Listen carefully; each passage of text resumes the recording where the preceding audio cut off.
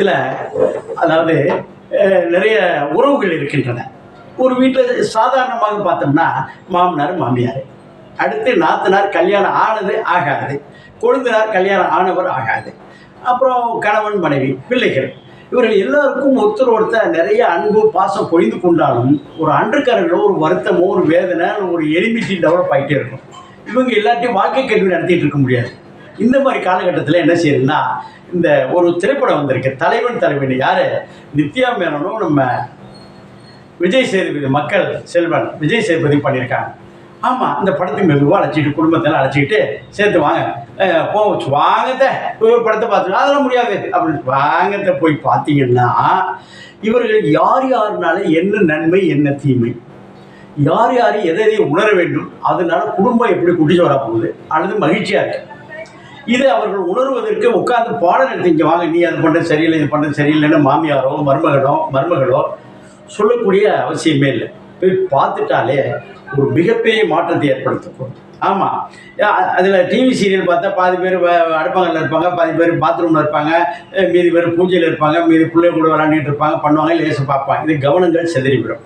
முழுமையாக வாழ்க்கையில் சில விஷயங்கள் செய்யணும், வெற்றி பெற வேண்டும் என்றால் இந்த மாதிரி மொத்தமாக குடும்பத்தை அழைச்சிட்டு போய் வரலாம். எப்போ ஒன்ஸ் இன் ஏ ப்ளூ மூன்னு சொல்லுவாங்க, எப்பயும் ஒரு காலத்தில் வரக்கூடிய திரைப்படங்கள் இது ஒரு திரைப்படம். ஆமாம், சத்யஜோதி ஃபிலிம் சார்பாக யார் அர்ஜுன் தியாகராஜா அண்டு செந்தில் தியாகராஜா அப்புறம் தியாகராஜா இவங்கெல்லாம் இணைஞ்சு சத்யஜோதி ஃபிலிம்ஸ் எப்படி ஒரு வரலாற்று முக்கியத்துவம் வாய்ந்த ஒரு திரைப்படம்னா, சத்யா மூவிஸிலிருந்து வந்துவிட்டாலும் எம்ஜிஆருடைய சத்யா மூவிஸில் வந்துவிட்டாலும் சத்யஜோதி ஃபிலிம் சார்பாக கொடுக்கக்கூடிய படங்கள் இருக்கு பாருங்க.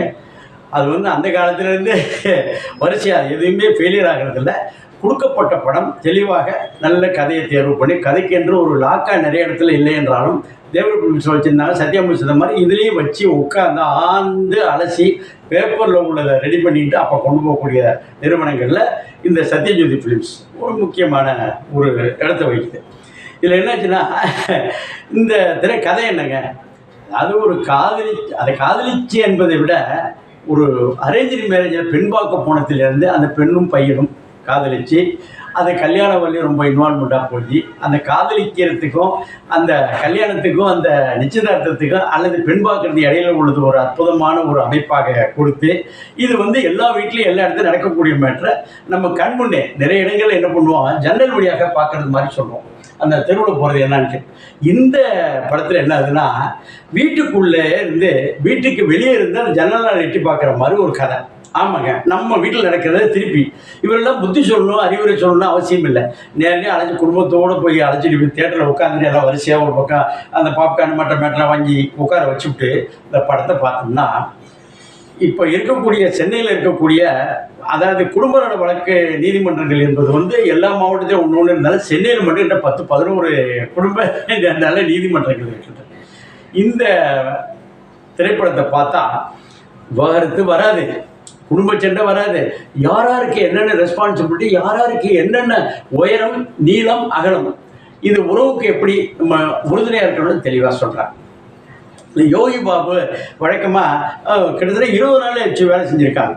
அவர் ஒரு நாள் பண்ணுறத ஒரு இடத்த அழைச்சிட்டு போய் ஒரு அந்த வழிபறி திருடர் அவர் வெயிட் பண்ணுறாரு பாருங்க, சாமிகிட்ட போய் வேண்ட போகிறாரு. அது இந்த பள்ளி சவுண்டு கொடுத்தா தான் கிளப்புங்கிற மாதிரி ஒரு சென்டிமெண்ட், அந்த சென்டிமெண்ட்டை வச்சுட்டு அழகு பண்ணுறான். ஒரு காதலி விழா, யார் யார் என்னென்ன பொறுப்பு என்னென்ன செய்யணும், எப்படி இடைஞ்சல் பண்ணலாம், எப்படி நல்லா பண்ணலாம், ஒரு அரசியல்வாதியோட விவேகம் எப்படி இருக்குது.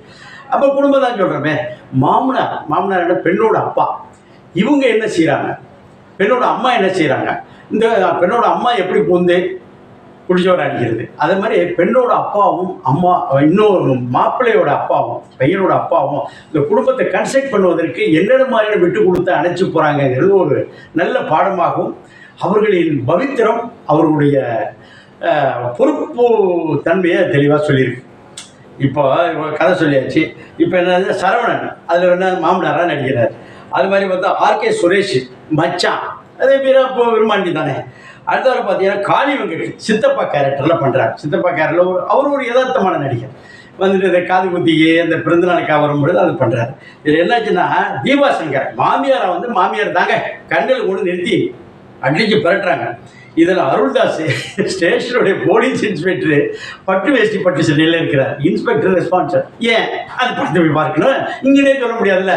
இதெல்லாம் பார்த்து பரவசப்பட மட்டும் இல்லை, கருத்துக்களை ஆழமாக பதிவு செய்யக்கூடிய ஒரு வாய்ப்பு வசதி இருக்கக்கூடிய அந்த திரைப்படத்தை தியேட்டரில் போய் பார்த்தோம்னா, இங்கே வீட்டில் தான் பார்க்க முடியலையே, எல்லாம் அங்கங்கே 10 வேலை, ஃபோனு 25 வேலையில் வந்துட்டு இருக்கு. பார்த்தோம்னா மிகப்பெரிய பயன்.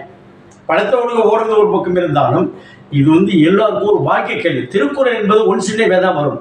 ஆமாம், ஒரே ஒரு திருக்குறள், ஒரே ஒரு தான் படம். இந்த பாண்டியராஜன் அவர் எடுத்த படங்கள்ல மிகச்சிறப்பான அந்த மற்ற அந்த சிங்கக்குட்டி அந்த மாதிரி சில விஷயங்கள்லாம் பண்ணார்ல, அது எல்லாத்தையும் விட டாப் மோஸ்ட் படம் இது. எல்லாருமே குடும்பத்தோட கும்மி அடிங்கன்னு சொல்ல பார்த்து பரவசம் கிடையாது. போலாமா, வாங்க போ. வெயிட்டிங் என்ன, எடுக்க செல்ல எடுங்க, டிக்கெட்டு புக் பண்ண போயிட்டே இருங்க. வாழ்த்துக்கள்.